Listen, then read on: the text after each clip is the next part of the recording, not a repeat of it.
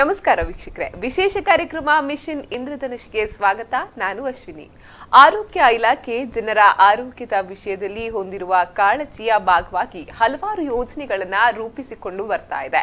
ಈಗ ಹೊಸತೊಂದು ಕಾರ್ಯಕ್ರಮವನ್ನ ಪರಿಚಯಿಸುತ್ತಿದೆ. ಅದೇ ಅಭಿಯಾನದ ರೂಪದಲ್ಲಿ ಸಾಗುತ್ತಿರುವ ಮಿಷನ್ ಇಂದ್ರಧನುಷ್ ನಗರ ಲಸಿಕಾ ಅಭಿಯಾನ. ವೀಕ್ಷಕರೇ, ಈ ವಿಷಯದ ಬಗ್ಗೆ ಮಾತಾಡಲು ನಮ್ಮ ಜೊತೆ ದಕ್ಷಿಣ ಕನ್ನಡ ಜಿಲ್ಲಾ ತಾಯಿ ಮತ್ತು ಆರೋಗ್ಯ ಅಧಿಕಾರಿ ಡಾಕ್ಟರ್ ಅಶೋಕ್ ಹೆಚ್ ಅವರಿದ್ದಾರೆ. ಸರ್, ಕಾರ್ಯಕ್ರಮಕ್ಕೆ ಸ್ವಾಗತ. ನಮಸ್ತೆ ಸರ್, ಮೊದಲನೇದಾಗಿ ಮಿಷನ್ ಇಂದ್ರಧನುಷ್ ಅಂತ ಹೇಳಿದ್ರೆ ಏನು? ಈ ಕಾರ್ಯಕ್ರಮ ಅಂದ್ರೆ ಏನು? ಮಿಷನ್ ಇಂದ್ರಧನುಷ್ ಇದು ಹೊಸ ಕಾರ್ಯಕ್ರಮ ಅಲ್ಲ. ಇದು ಈಗಾಗಲೇ ಜಿಲ್ಲೆ ಇರ್ಬೋದು, ರಾಜ್ಯಾದ್ಯಂತ, ದೇಶಾದ್ಯಂತ ನಡೆದ ಕಾರ್ಯಕ್ರಮ. ಆದರೆ ಆ ಮಿಷನ್ ಇಂದ್ರಧನುಷಕ್ಕೂ ಈಗ ನಡೀತಾ ಇರುವ ಅಭಿಯಾನಕ್ಕೂ ಸ್ವಲ್ಪ ವ್ಯತ್ಯಾಸ ಇದೆ. ಈಗ ಆಲ್ರೆಡಿ ದಕ್ಷಿಣ ಕನ್ನಡ ಮತ್ತು ಉಡುಪಿಯಲ್ಲಿ ಈ ಮಿಷನ್ ಇಂದ್ರಧನುಷ್ ಗ್ರಾಮ ಸ್ವರಾಜ್ ಅಭಿಯಾನ ನಡೀತಾ ಇಲ್ಲ. ಆದರೆ 28 ಜಿಲ್ಲೆಗಳಲ್ಲಿ ಈ ಕಾರ್ಯಕ್ರಮ ನಡೀತದೆ. ಇದು ಗ್ರಾಮಾಂತರದಲ್ಲಿ ನಡೆಯುವಂಥ ಕಾರ್ಯಕ್ರಮ. ಆದರೆ ಯಾಕೆ ದಕ್ಷಿಣ ಕನ್ನಡ ಉಡುಪಿಯಲ್ಲಿ ಈ ಕಾರ್ಯಕ್ರಮ ನಡೆದಿಲ್ಲ ಅಂದರೆ, ಇಲ್ಲಿ ನಮ್ಮ ಈ ಸಂಪೂರ್ಣ ಲಸಿಕಾ ತೆಗೆದುಕೊಂಡಂಥರ ಪ್ರಮಾಣ ಜಾಸ್ತಿ ಇತ್ತು. ಹಾಗಾಗಿ ಇಲ್ಲಿ ಈಗ ಆ ಕಾರ್ಯಕ್ರಮವನ್ನು ಅನ್ನೋಂಥದ್ದು ಭಾಳಷ್ಟು 28 ಜಿಲ್ಲೆಯಲ್ಲಿ ನಡೀತು. ಆದರೆ ಈಗ ನಡೀತಾ ಇರುವಂಥ ನಮ್ಮ ಜುಲೈ, ಆಗಸ್ಟ್, ಸೆಪ್ಟೆಂಬರಲ್ಲಿ ಇರ್ಬೋದು, ಇದು 11 ಮಹಾನಗರ ಪಾಲಿಕೆ ವ್ಯಾಪ್ತಿಯಲ್ಲಿ ಈ ಕಾರ್ಯಕ್ರಮ ನಡೀತದೆ. ದಕ್ಷಿಣ ಕನ್ನಡ ಜಿಲ್ಲೆಯಲ್ಲಿ ಅಥವಾ ಬೇರೆ ಉಳಿದ 10 ನಗರ ಪಾಲಿಕೆಯಲ್ಲಿ ಇದು ಗ್ರಾಮಾಂತರ ಪ್ರದೇಶದಲ್ಲಿ ಈ ಕಾರ್ಯಕ್ರಮ ನಡೆಯಲ್ಲ. ಕೇವಲ ಮಹಾನಗರ ಪಾಲಿಕೆ ವ್ಯಾಪ್ತಿಯಲ್ಲಿ ಈ ಕಾರ್ಯಕ್ರಮ ನಡೀತದೆ. ಇದಕ್ಕೆ ಮಿಷನ್ ಇಂದ್ರಧನುಷ್ ನಗರ ಲಸಿಕಾ ಅಭಿಯಾನ ಅನ್ನುವಂಥದ್ದನ್ನ ಹೆಸರನ್ನು ನಾಮಕರಣ ಮಾಡಿದ್ದಾರೆ ಈ ಕಾರ್ಯಕ್ರಮ. ಸೊ ರಾಜ್ಯದಂತ ಯಾವೆಲ್ಲ ನಗರಗಳಿವೆ ಆ ಎಲ್ಲ ನಗರಗಳಲ್ಲಿ ಈ ಒಂದು ಕಾರ್ಯಕ್ರಮ ನಡೀತಾ ಇದೆ. ರಾಜ್ಯದಲ್ಲಿರುವಂಥ 11 ಮಹಾನಗರ ಪಾಲಿಕೆ ವ್ಯಾಪ್ತಿಯಲ್ಲಿ ಈ ಕಾರ್ಯಕ್ರಮ ನಡೀತದೆ. ಇನ್ನು ಈ ಕಾರ್ಯಕ್ರಮ ಅಂತ ಹೇಳಿದ್ಮೇಲೆ ಒಂದು ಉದ್ದೇಶ ಇದ್ದೇ ಇರುತ್ತೆ. ಅದೇ ರೀತಿ ಮಿಷನ್ ಇಂದ್ರಧನುಷ್ ಅಂತ ಕಾರ್ಯಕ್ರಮ ಏನಿದೆ, ಅದರದ್ದು ಮೂಲ ಉದ್ದೇಶ ಏನು? ಮೂಲ ಉದ್ದೇಶ ಅಂದರೆ, ನಮ್ಮ ಭಾರತ ಸರ್ಕಾರ ಎಲ್ಲ ಈ ಲಸಿಕೆ ಬಗ್ಗೆ ಸರ್ವೆ ಅಂತ ನಡೆಸ್ತಾರೆ. ನಮ್ಮ DLHS ಸರ್ವೆ ಇರ್ಬೋದು, district level house hold survey ಅಂತ ಇರ್ತೀವಿ, ಡಿಸ್ಟಿಕ್ ಫ್ಯಾಮಿಲಿ ಹೆಲ್ತ್ ಸರ್ವೆ ಅನ್ನುವಂಥದ್ದು. ಇದೆಲ್ಲ ಭಾರತ ಸರ್ಕಾರ ನಿಯೋಜಿಸಿದಂಥ ಸಂಸ್ಥೆ. ಇದು ನಮ್ಮ ಸರ್ಕಾರ ಮಟ್ಟದಲ್ಲಿ ಅಲ್ಲ, ಅದು ಸಪ್ರೇಟ್ ಆರ್ಗನೈಸೇಷನ್. ಅದು ಭಾರತಾದ್ಯಂತ ಈ ಸಂಪೂರ್ಣ ಲಸಿಕಾ ತೆಗೆದುಕೊಂಡವರ ಒಂದು ಸರ್ವೆ ಮಾಡಿದೆ. ಅದು ರ್ಯಾಂಡಮ್ ಆಗಿ ಚೆಕ್ ಮಾಡ್ತಾರೆ, ಸ್ಯಾಂಪಲ್ ಚೆಕ್ ಅಂತ. ಅದನ್ನು ಮಾಡಿದಾಗ ಭಾರತಾದ್ಯಂತ ನಮ್ಮ ಸಂಪೂರ್ಣ ಲಸಿಕೆ ತೆಗೆದುಕೊಂಡ ಮಕ್ಕಳಿರ್ಬೋದು, ಗರ್ಭಿಣಿಯರಿರ್ಬೋದು 66% ಬಂದಿದೆ. ಹಾಗಾಗಿ ಇದನ್ನು 100% ಮಾಡುವ ಏಕೈಕ ಉದ್ದೇಶದಿಂದ ನಮ್ಮ ಮಿಷನ್ ಇಂದ್ರಧನುಷ್ ಗ್ರಾಮ ಸ್ವರಾಜ್ ಅಭಿಯಾನ ಇರ್ಬೋದು, ಅಥವಾ ಈಗ ನಡೀತಾ ಇರುವಂಥ 11 ಮಹಾನಗರ ಪಾಲಿಕೆ ವ್ಯಾಪ್ತಿಯಲ್ಲಿ ಬರುವಂಥ ಮಿಷನ್ ಇಂದ್ರಧನುಷ್ ನಗರ ಲಸಿಕಾ ಅಭಿಯಾನ ಇರ್ಬೋದು. ಇದು ಡಿಸೆಂಬರ್ 2018ಗೆ 95% ಎಬೋವ್ ಬರಬೇಕು ಅನ್ನುವಂಥ ಏಕೈಕ ಗುರಿಯನ್ನು ಇಟ್ಟುಕೊಂಡು ಮಿಷನ್ ಮೋಡಲ್ಲಿ ಈ ಕಾರ್ಯಕ್ರಮ ನಡೀತಾ ಇರುವಂಥದ್ದು. ಇನ್ನು 11 ನಗರಗಳಿಗೆ ಈ ಕಾರ್ಯಕ್ರಮ ನಡೆಯುತ್ತೆ ಅಂತ ಹೇಳಿದ್ರಿ. ಇದು ಯಾವ ತಾರೀಕಿನಂದು ನಡೆಯುವಂತಹದ್ದು? ಈಗ 11 ನಗರ ಅಂತ ಹೇಳುವಂಥದ್ದು ನಾನು ಇಲ್ಲಿ ಉಲ್ಲೇಖ ಮಾಡಲಿಕ್ಕೆ ಇಷ್ಟಪಡ್ತಾ ಇದ್ದೀನಿ. ಒಂದು ಬೆಂಗಳೂರು ಅರ್ಬನ್ ಅಂತ, BBMP ಬೆಂಗಳೂರಲ್ಲಿ. ಅದೇ ಥರ ಬೆಳಗಾವಿ, ಕಲಬುರಗಿ ಜಿಲ್ಲೆ, ವಿಜಯಪುರ, ಬಳ್ಳಾರಿ, ದಾವಣಗೆರೆ, ಧಾರವಾಡ, ಮೈಸೂರು, ತುಮಕೂರು, ಮಂಗಳೂರು, ಶಿವಮೊಗ್ಗ. ಈಗ ಶಿವಮೊಗ್ಗ ಇತ್ತೀಚೆಗೆ ಮಹಾನಗರ ಪಾಲಿಕೆ ಆಗಿ ವ್ಯಾಪ್ತಿ ಬಂದಿದೆ. ಇಲ್ಲಿ ಈ ಕಾರ್ಯಕ್ರಮ ನಡೀತದೆ. ಮತ್ತು ಯಾವಾಗ ನಡೀತದೆ ಅನ್ನುವಂಥದ್ದು ಪ್ರಶ್ನೆ. ಈಗ ಜುಲೈ ತಿಂಗಳ 16, 17ನೇ ತಾರೀಕು, 18 ಮತ್ತು 20ರಂದು. ಆಗಸ್ಟ್ ಬಂದಾಗ 13, 14, 17, 18ರಂದು. ಅದೇ ಥರದಲ್ಲಿ ಸೆಪ್ಟೆಂಬರ್ ತಿಂಗಳ ಬಂದಾಗ 10, 11, 14, 15ನೇ ತಾರೀಕಿನಂದು 3 ತಿಂಗಳ ಕಾಲ ಈ ಫಿಕ್ಸ್ಡ್ ಡೇ, ಈಗ ನಾನು ಏನು ದಿನಾಂಕವನ್ನು ಹೇಳಿದ್ದೀನೋ ಈ ದಿನಾಂಕಗಳಂದು ಸತತ 3 ತಿಂಗಳ ಕಾಲ ಈ ಮಿಷನ್ ಇಂದ್ರಧನುಷ್ ನಗರ ಲಸಿಕಾ ಅಭಿಯಾನ ನಡೀತಾ ಇರುವಂತದ್ದು. ಇನ್ನು ಲಸಿಕೆ ವಿಷಯ ಹೇಳಿದ್ರಿ, ತಾಯಿಗೆ ಹಾಕುವಂಥದ್ದು, ಅದೇ ತರ ಮಗುವಿಗೂ ಕೂಡ ಹಾಕುವಂತಹ ಲಸಿಕೆ. ಇದುವರೆಗೂ ಎಷ್ಟು ಜನರು ಈ ಒಂದು ಲಸಿಕೆಯನ್ನ ಪಡೆದಿರ್ತಾರೆ, ಲಸಿಕೆಯನ್ನ ಹಾಕಿರ್ತಾರೆ? ಈಗ ನಮ್ಮ ಮಿಷನ್ ಇಂದ್ರಧನುಷ್ ಗ್ರಾಮ ಸ್ವರಾಜ್ ಅಭಿಯಾನದಲ್ಲಿ ಸಾಧಾರಣ 23 ಏಪ್ರಿಲ್ 2018ರಲ್ಲಿ ಕಾರ್ಯಕ್ರಮ ನಡೀತು. ನಾನು ಹೇಳಿದ್ನಲ್ಲ 28 ಜಿಲ್ಲೆಗಳಲ್ಲಿ ಸಾಧಾರಣ 16,850 ಗ್ರಾಮದಲ್ಲಿ ಈ ಕಾರ್ಯಕ್ರಮ ನಡೀತು. ಅದರಲ್ಲಿ 26 ರಾಜ್ಯಗಳು ಬಂತು ಮತ್ತು ಆಲ್ ಯೂನಿಯನ್ ಟೆರಿಟರಿ ಬಂದಾಗ ಆಲ್ ಪ್ರದೇಶ, ಗ್ರಾಮಾಂತರ ಇರ್ಬೋದು ಅಥವಾ ಅರ್ಬನ್ ಇರ್ಬೋದು, ಅಲ್ಲಿ ತಗೊಂಡಾಗ ಈ ಕ್ಯಾಂಪೇನ್ ಮೋಡಲ್ಲಿ ಸಾಧಾರಣ 3,16,00,000 ಮಕ್ಕಳಿಗೆ ಈ ಚುಚ್ಚುಮದ್ದನ್ನು ನೀಡಲಾಗಿದೆ. ಅದೇ ಥರ ಗರ್ಭಿಣಿಯನ ಅಂಕಿಅಂಶ ನಾವು ತಗೊಂಡಾಗ ಸಾಧಾರಣ 81,12,000 ಗರ್ಭಿಣಿಯರಿಗೆ ಈ ಟಿ ಟಿ ಇಂಜೆಕ್ಷನ್ ಕೊಡುವಂಥದ್ದು ಈ ಮಿಷನ್ ಮೋಡಲ್ಲೇ ಆಗಿದೆ. ಇದು ಭಾಳ ಸಕ್ಸಸ್ ಪ್ರೋಗ್ರಾಮ್. ಹಾಗಾಗಿ ಭಾರತ ಸರ್ಕಾರದ ಗುರಿ 2018ಕ್ಕೆ ಬಂದಾಗ 95% ಮೇಲ್ಪಟ್ಟು ಸಂಪೂರ್ಣ ಲಸಿಕೆ ಆಗಬೇಕು ಅನ್ನೋಂಥದ್ದು ಏಕೈಕ ಗುರಿ ಇಟ್ಕೊಂಡು ಮಿಷನ್ ಮೋಡಲ್ ಹೋಗ್ತಾ ಇದ್ದೀವಿ. ಇನ್ನು ಇದಕ್ಕೆ ಈ ಒಂದು ಕಾರ್ಯಕ್ರಮಕ್ಕೆ ಯಾವ ತರದ ಪೂರ್ವ ತಯಾರಿಗಳು ನಡೀತಾ ಇದೆ? ಈಗ ಪೂರ್ವ ತಯಾರಿ ಅಂದರೆ ಈ 11 ಮಹಾನಗರ ಪಾಲಿಕೆ ವ್ಯಾಪ್ತಿಗೆ ಒಳಪಟ್ಟ ಹಾಗೆ ನಮಗೆ 26 ಕಳೆದ ತಿಂಗಳು ರಾಜ್ಯ ಮಟ್ಟದ ತರಬೇತಿ ಆಯಿತು. ನಾವು ಇಲ್ಲಿ ಜಿಲ್ಲಾ ಮಟ್ಟದಲ್ಲಿ ಕಾರ್ಪೊರೇಷನ್ ಮಹಾನಗರ ಪಾಲಿಕೆ ಮೇನ್ ರೋಲ್ ಇಲ್ಲಿ ಅವರ ಕಮಿಷನರು ಮತ್ತು ಅವರ ಎನ್ವೈರ್ಮೆಂಟ್ ಇಂಜಿನಿಯರ್ಸ್ ಇರ್ಬೋದು ಅಥವಾ ಅಲ್ಲಿ ಡಾಕ್ಟರ್ಸ್ ಇರ್ಬೋದು ಅಥವಾ ನಮ್ಮ ಡಾಕ್ಟರ್ಸು ನಮ್ಮ ಸಿಬ್ಬಂದಿಯವರಿಗೆಲ್ಲ ನಾವು 29ರಂದು ದಕ್ಷಿಣ ಕನ್ನಡದಲ್ಲಿ ಇದಕ್ಕೆ ತರಬೇತಿ ಕೊಟ್ಟಿದ್ದೀವಿ, ಯಾವ ಥರದಲ್ಲಿ ಕಾರ್ಯಕ್ರಮ ನಡೆಸಬೇಕು ಅನ್ನುವಂಥದ್ದು. 30ನೇ ತಾರೀಕನೇ ಎಲ್ಲ ನಮ್ಮ ವೈದ್ಯಾಧಿಕಾರಿಗಳು 10 ನಗರ ಆರೋಗ್ಯ ಕೇಂದ್ರ ವೈದ್ಯಾಧಿಕಾರಿಗಳು ಅವರ ವ್ಯಾಪ್ತಿಯಲ್ಲಿ ಬರ್ತಾ ಇರುವಂಥ ಮಲ್ಟಿಪರ್ಪಸ್ ವರ್ಕರ್ಸ್ ಇರ್ಬೋದು, ಇವರು ಕಾರ್ಪೊರೇಷನ್ ಅಥವಾ ಲಿಂಕ್ ವರ್ಕರ್ಸ್ ಇರ್ಬೋದು, ನನ್ನಲ್ಲಿ ಮಹಿಳಾ ಆರೋಗ್ಯ ಸಮಿತಿ ಅಂತಿದೆ, ಅದೇ ಥರ ಆಶಾ ಕಾರ್ಯಕರ್ತೆಯರು, ಅದೇ ಥರ ಅಂಗನವಾಡಿ, ಅದೇ ಥರದಲ್ಲಿ ನಮ್ಮ ಕಿರಿಯ ಮಹಿಳಾ ಆರೋಗ್ಯ ಸಹಾಯಕರಿಗೆ ಅಲ್ಲಿ ಮತ್ತೆ ತರಬೇತಿಯನ್ನು ಕೊಟ್ಟು ಯಾವ ಥರದಲ್ಲಿ ಹೆಡ್ ಕೌಂಟ್ ಮಾಡಬೇಕು ಅನ್ನುವಂಥದ್ದು. ಇದು ಮನೆ ಮನೆಗೆ ಹೋಗಿ ಸರ್ವೆ ಮಾಡಿ ಬೆನಿಫಿಷರ್ಸ್ ಲಿಸ್ಟ್ ಮಾಡಬೇಕಾಗತ್ತೆ. ಆ ಥರದಲ್ಲಿ ಫಾರ್ಮೇಟನ್ನು ಕೊಟ್ಟು ಇದು ಸರ್ವೆ ಆಗಿದೆ. ಆ ಥರದಲ್ಲಿ ತರಬೇತಿಯನ್ನು ಕೊಟ್ಟಿದ್ದೀವಿ ನಾವು. ಇದುವರೆಗೂ ಯಶಸ್ವಿಯಾಗಿ ನಡೆದಿದೆ ಅಂತ ಹೇಳಿದ್ರಿ. ಮುಂದಿನ ಗುರಿ ಅಂದ್ರೆ ಎಷ್ಟು ಜನಸಂಖ್ಯೆಗೆ ಇದೊಂದು ತಲುಪಬೇಕು ಅಂತ ಹೇಳಿ ನಿಮ್ಮದೊಂದು ಏನಾದರೂ ಗುರಿ ಏನಾದರೂ ಇದೆಯಾ ಈ ಬಗ್ಗೆ? ಖಂಡಿತ. ಯಾವುದೇ ಒಂದು ಕಾರ್ಯಕ್ರಮ ಮಾಡುವಾಗ ಗುರಿ ಅಂದರೆ ನಾವೀಗ ಪ್ರತಿಶತ ಹೇಳ್ಬೋದು, ಗುರಿ ಇಲ್ಲದಿದ್ದಾಗ ನನ್ನದು ಸಂಪೂರ್ಣ ಅಂತ ಹೇಳಲಿಕ್ಕಾಗುತ್ತದಲ್ಲ. ಹಾಗಾಗಿ ಹೆಡ್ ಕೌಂಟ್ ಸರ್ವೆ ಅಂತ ಆಗ್ತಾ ಇದೆ. ಈಗ ನಾಳೆಗೆ ಇದು ಫ್ರೀಸ್ ಆಗುತ್ತೆ. 12ನೇ ತಾರೀಕಿಗೆ ಈ ಹೆಡ್ ಕೌಂಟ್ ಸರ್ವೆ ಏನು ಮಾಡೋದು, ಮಕ್ಕಳದಿರ್ಬೋದು ಅಥವಾ ಗರ್ಭಿಣಿಯವರದ್ದಿರ್ಬೋದು, ಅದು ರಾಜ್ಯ ಮಟ್ಟಕ್ಕೆ ನಾವು ಕಳಿಸ್ತೀವಿ. ಅದೇ ಥರದಲ್ಲಿ ಭಾರತ ಸರ್ಕಾರ ಮಟ್ಟಕ್ಕೆ ಇದು ಹೋಗುತ್ತೆ. ಇದು ಮೇಯ್ನು ನಾವು ಮತ್ತೆ ಮತ್ತೆ ಹೇಳ್ತಾ ಇದ್ದೇನೆ, ಜನರಲ್ಲಿ ಕನ್ಫ್ಯೂಷನ್ ಇರಬಾರ್ದು. ಇದು ಕೇವಲ ಮಹಾನಗರ ಪಾಲಿಕೆ ವ್ಯಾಪ್ತಿಯಲ್ಲಿ ಒಳಪಡುವ ಸಾಧಾರಣ ನಮ್ಮಲ್ಲಿ 21 ಲಕ್ಷ ಜನಸಂಖ್ಯೆ ಇದೆ ಹೋಲ್ ದಕ್ಷಿಣ ಕನ್ನಡದು. ಇಲ್ಲಿ ಬರುವಂಥ ಜನಸಂಖ್ಯೆ 5,24,567.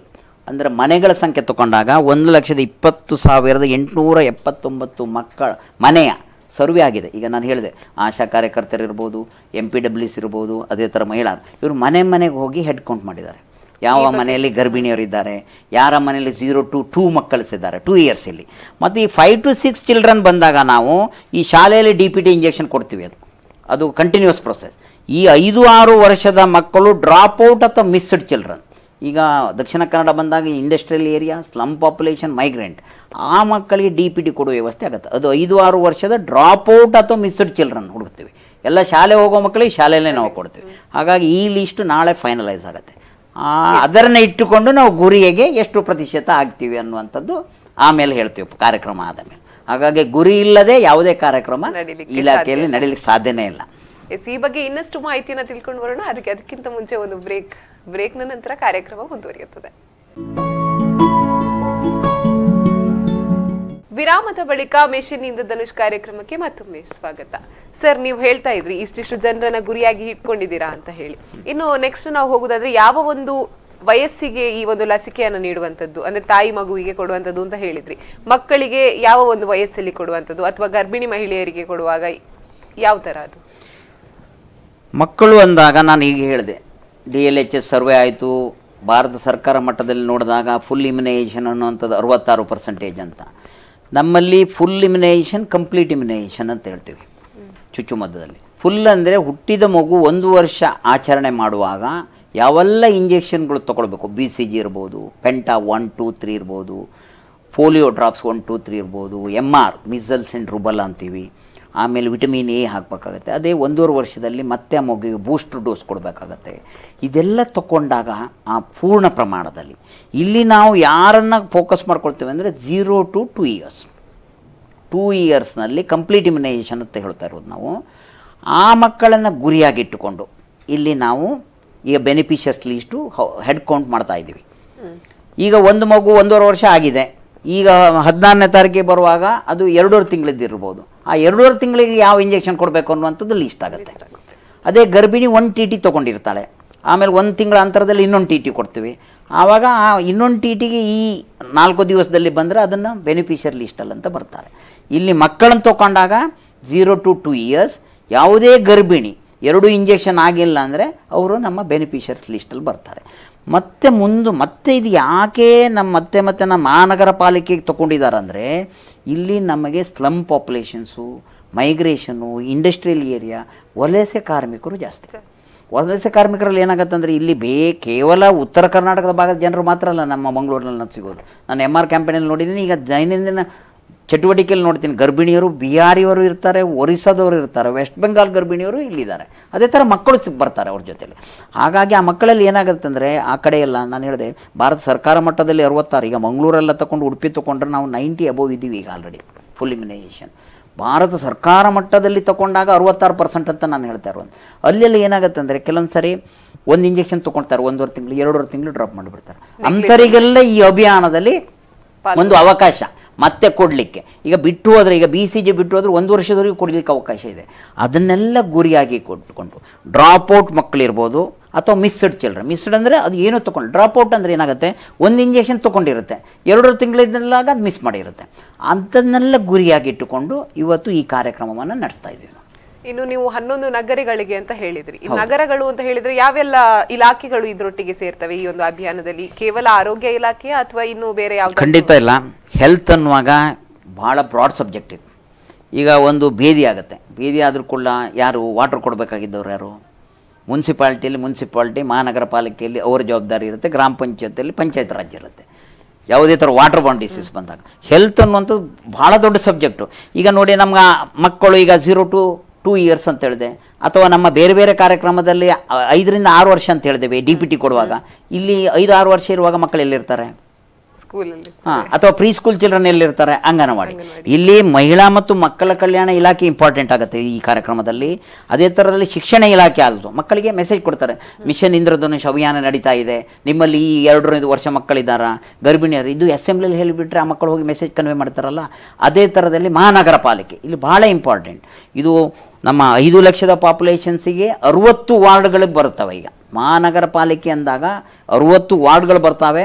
10 ನಗರ ಆರೋಗ್ಯ ಕೇಂದ್ರಗಳ ವ್ಯಾಪ್ತಿಗೆ ಬರ್ತವೆ. ಅದೇ ಥರ NGOs ಇರ್ಬೋದು, ರೋಟ್ರಿ ಕ್ಲಬ್ ಇರ್ಬೋದು, ಲಯನ್ಸ್ ಕ್ಲಬ್ ಇರ್ಬೋದು, ಬೇರೆ ಬೇರೆ ಸಂಘ ಸಂಸ್ಥೆಗಳು, ಮಕ್ಕಳ ಸಾಂತ್ವನ ಕೇಂದ್ರಗಳು ಇರ್ಬೋದು. ಅಂಥವ್ರದ್ದೆಲ್ಲ ನಾವು ಮಾನ್ಯ ಜಿಲ್ಲಾಧಿಕಾರಿಯವರ ಅಧ್ಯಕ್ಷತೆಯಲ್ಲಿ ಟಾಸ್ಕ್ ಫೋರ್ಸ್ ಮೀಟಿಂಗ್ ಮಾಡ್ತೀವಿ, ಯಾವ್ಯಾವ ಇಲಾಖೆ ಈ ಕ್ರಮದಲ್ಲಿ ಕೈ ಜೋಡಿಸ್ಬೇಕು ಅನ್ನುವಂಥದ್ದು. ಹಾಗಾಗಿ IEC ಪಾರ್ಟ್ ಬಂದಾಗ ಇನ್ಫಾರ್ಮೇಷನ್ ಎಜುಕೇಷನ್ ಕಮ್ಯುನಿಕೇಷನ್, ಈಗ IPC ಅಂತ ಹೊಸ ಕಾನ್ಸೆಪ್ಟ್ ನಮ್ಮ ಇಂಟರ್ಪರ್ಸನಲ್ ಕಮ್ಯುನಿಕೇಷನ್. ಇದು ಡೋರ್ ಟು ಡೋರ್ ಹೋಗಿ ಹೆಡ್ ಕೌಂಟ್ ಮಾಡುವಾಗ ಹೇಳ್ತಾರೆ ನಮ್ಮವರು.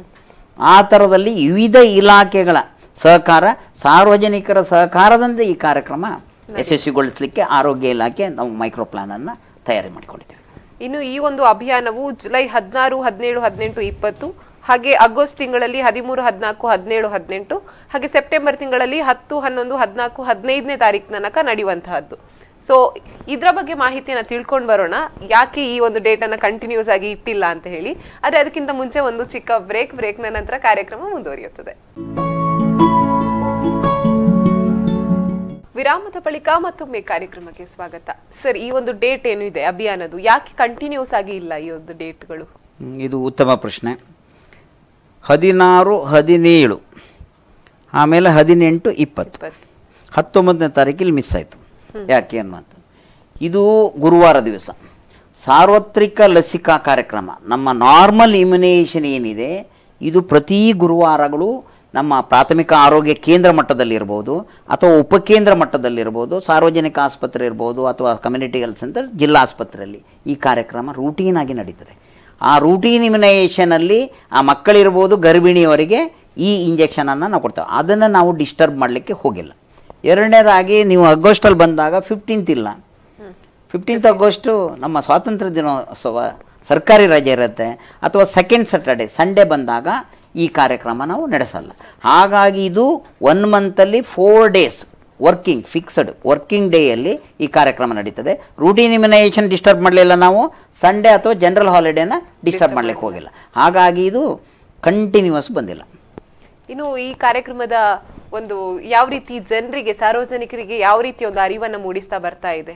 ಈಗ ಒಂದನೇದಾಗಿ ನಾವು 29 ನಮ್ಮಲ್ಲಿ ಮೀಟಿಂಗ್ ಆಯಿತು, 30th ಡೇಯಿಂದ ಸ್ಟಾರ್ಟ್ ಆಗಿದೆ. ಇದು ಟ್ರೈನಿಂಗು ತರಬೇತಿ ಕೊಡುವಂಥದ್ದು, house hold survey head count ಅಂತ ಹೇಳಿದ್ನಲ್ಲ, ಅಲ್ಲಿಂದ IPC ಸ್ಟಾರ್ಟ್ ಆಗಿದೆ, ಇಂಟರ್ಪರ್ಸನಲ್ ಕಮ್ಯುನಿಕೇಷನ್.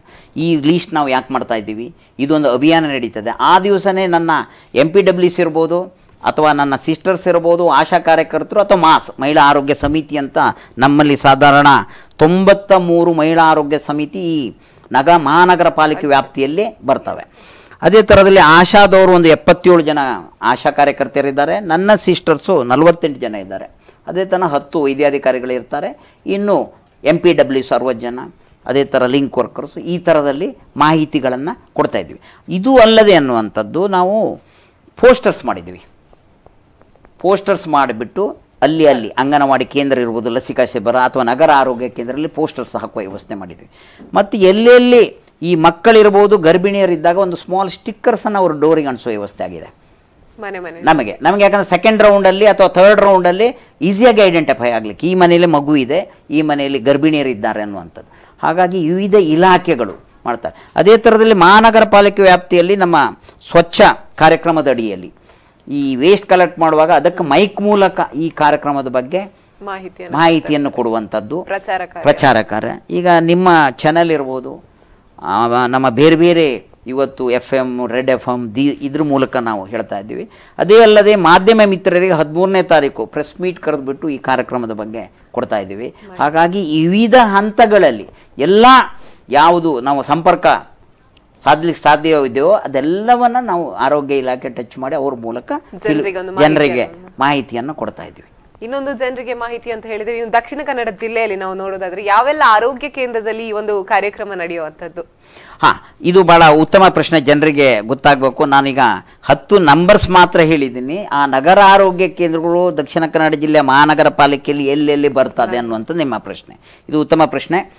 ಒಂದು ನನ್ನ ಲೇಡಿ ಹಿಲ್ ವ್ಯಾಪ್ತಿಯಲ್ಲಿ ಒಂದು ನಗರ ಆರೋಗ್ಯ ಕೇಂದ್ರ ನಮ್ಮದು ಇರುವಂಥದ್ದು ಸುರತ್ಕಲ್ಲಲ್ಲಿದೆ.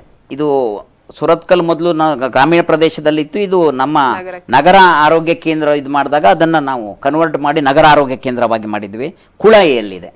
ಅದೇ ಥರ ಕಸಬಾ ಬೆಂಗರೆ, ಕುಂಜತ್ಬೈಲ್, ಕೂಳೂರು ಕುಂಜತ್ಬೈಲಲ್ಲಿ ಒಂದು ನಗರ ಆರೋಗ್ಯ ಕೇಂದ್ರ ಇದೆ. ಪಡೀಲಲ್ಲಿ, ಶಕ್ತಿನಗರ, ಹಾಗೆ ಜಪ್ಪು, ಬಂದರು, ಎಕ್ಕೂರು, ಈ 10 ನಗರ ಆರೋಗ್ಯ ಕೇಂದ್ರ ಇದೆಯಲ್ಲ, ಇದರ 60 ವಾರ್ಡ್ಗಳು ಈ ವ್ಯಾಪ್ತಿಯಲ್ಲೇ ಬರ್ತವೆ, 60 ವ್ಯಾಪ್ತಿಯಲ್ಲಿ.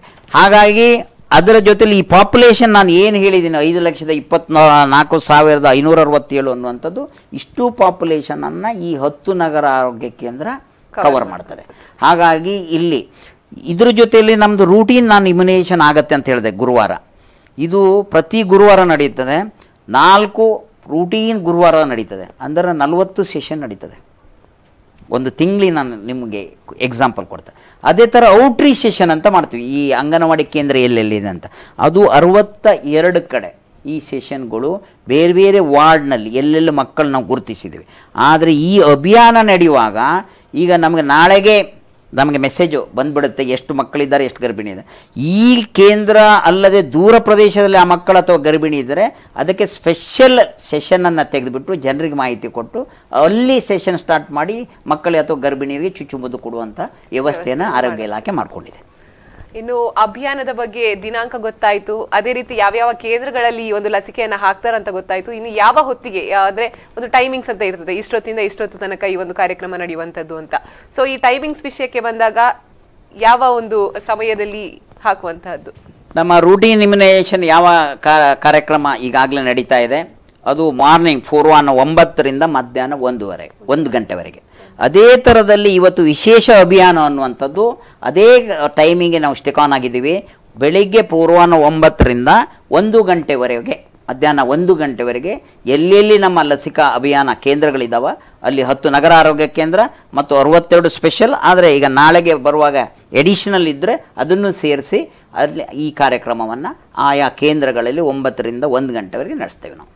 ಇನ್ನು ಪ್ರಚಾರದ ಕಾರ್ಯ ಅಂತ ಹೇಳಿದ್ರಿ, ಪ್ರಚಾರದ ಕಾರ್ಯದಲ್ಲಿ ಹೇಳಬೇಕಾದ್ರೆ ಒಂದು ಸಂಚಾರಿ ಟೀಮ್ ಅಂತ ಏನಾದರೂ ಮಾಡಿದ್ದೀರಾ ನೀವು? ಈಗ ಇಲ್ಲಿ ಬಂದಾಗ ನಾನು ಕೆಲವೊಂದು ನಗರ ಆರೋಗ್ಯ ಕೇಂದ್ರ ಎಲ್ಲಿ ಬರ್ತದಂತ ಹೇಳಿದ್ದೀನಿ.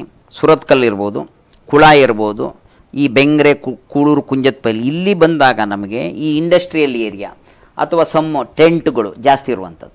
ಹಾಗಾಗಿ ಇದಕ್ಕೆ ಕೆಲವೊಂದು ಸರಿ ಏನು ಮಾಡ್ತಾರೆ, ಇದೇ ನಾನು ಹೇಳಿದ್ದೀನಲ್ಲ ಮಿಸ್ಡ್ ಚಿಲ್ಡ್ರನ್ ಅನ್ರೀಚ್ಡ್ ಚಿಲ್ಡ್ರನ್, ಕೆಲವೊಂದು ಸಾರಿ ಅವ್ರು ಏನು ಮಾಡಿದ್ರು ನಮ್ಮ ಸೆಂಟರ್ಗಳಿಗೆ ಬರಲ್ಲ, ಅಂಥವರಿಗೋಸ್ಕರ ಮೊಬೈಲ್ ಟೀಮ್ ಮಾಡಿ ಅಲ್ಲೇ ಹೋಗಿ ವ್ಯವಸ್ಥೆ ಹಾಕುವ ವ್ಯವಸ್ಥೆಯನ್ನು ನಾವು ಈ ಅನ್ರೀಚ್ಡ್ ಮತ್ತು ಈ ಸ್ಲಮ್ ಪಾಪ್ಯುಲೇಷನ್ಸಿಗೆ ಕ್ರಮವನ್ನು ಕೈಗೊಂಡಿದ್ದೀವಿ. ಅಂದರೆ ಮೊಬೈಲ್ ಟೀಮ್ ಅಂತ, ಅಲ್ಲಿ ಒಬ್ಬರು ಸಿಸ್ಟರ್ಸ್ ಇರ್ತಾರೆ, ಒಂದು ವೆಹಿಕಲ್ ಇರುತ್ತೆ, ಅದಕ್ಕೆ ಡ್ರಾಪ್ಸ್ ಹಾಕ್ಲಿಕ್ಕೆ ಅಥವಾ ಇಂಜೆಕ್ಷನ್ ಕೊಡಲಿಕ್ಕೆ ಸುಸಜ್ಜಿತವಾದ ವ್ಯವಸ್ಥೆ, ಯಾವುದೇ ಥರದಲ್ಲಿ ವ್ಯಾಕ್ಸಿನ್ ಪೊಟೆನ್ಸಿಯ ಹಾಳಾಗದ ರೀತಿಯಲ್ಲಿ ಚುಚ್ಚುಮದ್ದು ಒಂದು ಮಗುವಿಗೆ ಅಥವಾ ಗರ್ಭಿಣಿಗೆ ಕೊಡುವ ವ್ಯವಸ್ಥೆಯನ್ನು ಮಾಡ್ಕೊಂಡಿದ್ದೀವಿ.